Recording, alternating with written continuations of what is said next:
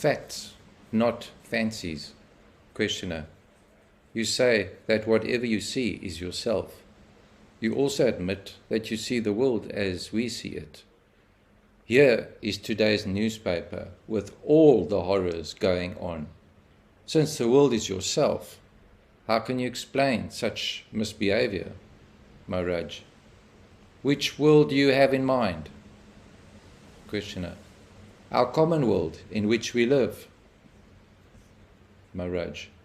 Are you sure we live in the same world? I do not mean nature, the sea and the land, plants and animals. They are not the problem, nor the endless space, the infinite time, the inexhaustible power.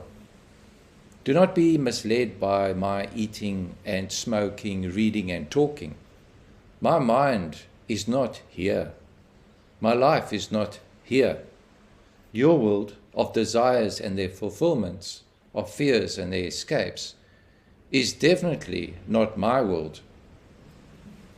I do not even perceive it, except through what you tell me about it. It is your private dream world, and my only reaction to it is to ask you to stop dreaming. Questioner. Surely wars and revolutions are not dreams. Sick mothers and starving children are not dreams. Wealth, ill-gotten and misused, is not a dream. Maharaj. What else? Questioner. A dream cannot be shared. Maharaj. Nor can the waking state. All the three states of waking, dreaming and sleeping are subjective, personal, intimate. They all happen to and are contained within the little bubble in consciousness called I. The real world lies beyond the self. Questioner. Self or no self? Facts are real. Maharaj. Of course facts are real. I live among them. But you live with fancies, not with facts. Facts never clash, while your life and world are full of contradictions. Contradiction is the mark of the false. The real never contradicts itself. For instance, you complain that people are abjectly poor, yet you do not share your riches with them. You mind the war next door, but you hardly give it a thought when it is in some far-off country. The shifting fortunes of your ego determine your values. I think, I want, I must, are made into absolutes. Questioner. Nevertheless, evil is real. Maharaj. Not more real than you are. Evil is in the wrong approach to problems created by misunderstanding and misuse. It is a vicious circle. Questioner. Can the circle be broken? Maharaj. A false circle need not be broken. It is enough to see it as it is, non-existent. Questioner. But real enough to make us submit to and inflicting dignities and atrocities. Maharaj. Insanity is universal. Sanity is rare. Yet there is hope, because the moment we perceive our insanity, we are on the way to sanity. This is the function of the Guru, to make us see the madness of our daily living. Life makes you conscious, but the teacher makes you aware. Questioner.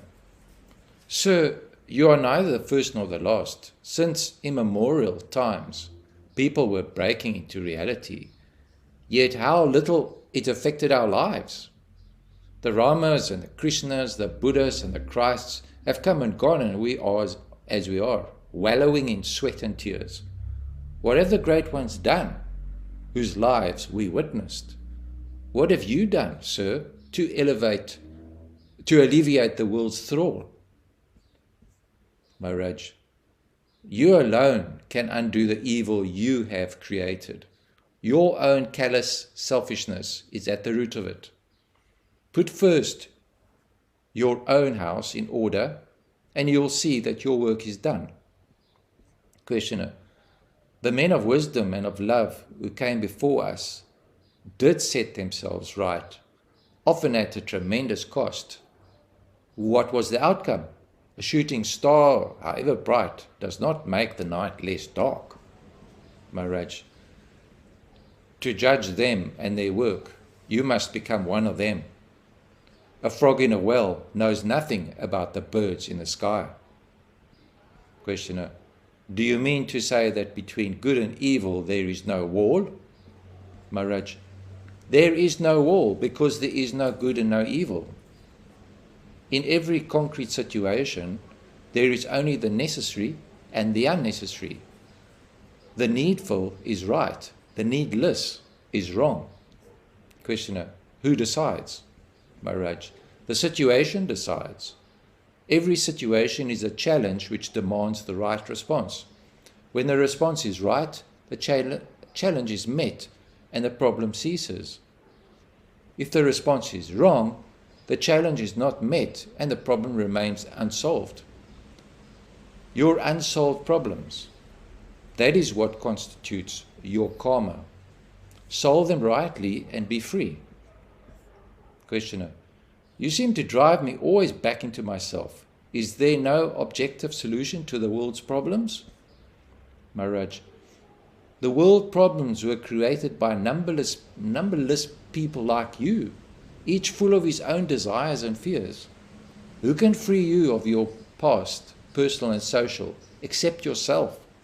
And how will you do it unless you see the urgent need of your being first free of cravings born of illusions? How can you truly help as long as you need help yourself? Questioner, in what way did the ancient sages help? In what way do you help? A few individuals profit, no doubt. Your guidance and example may mean a lot to them. But in what way do you affect humanity, the total of life and consciousness? You say that you are the world and the world is you. What impact have you made on it? Maharaj, what kind of impact do you expect? Questioner, man is stupid, selfish and cruel. Maharaj, man is also wise, affectionate and kind. Questioner, why does not goodness prevail? Maharaj, it does. In my real world, even what you call evil is the servant of the good and therefore necessary. It is like boils and fevers that clear the body of impurities. Disease is painful, even dangerous, but if dealt with rightly, it heals. Questioner, or kills, Maharaj. In some cases, death is the best cure. A life may be worse than death, which is but rarely an unpleasant experience, whatever the appearances. Therefore, pity the living, never the dead. This problem of things, good and evil in themselves, does not exist in my world. The needful is good and the needless is evil. In your world, the pleasant is good and the painful is evil. Questioner, what is necessary? Maharaj, to grow is necessary. To outgrow is necessary. To leave behind the good for the sake of the better is necessary. Questioner, to what end? Maharaj, the end is in the beginning. You end where you start, in the absolute.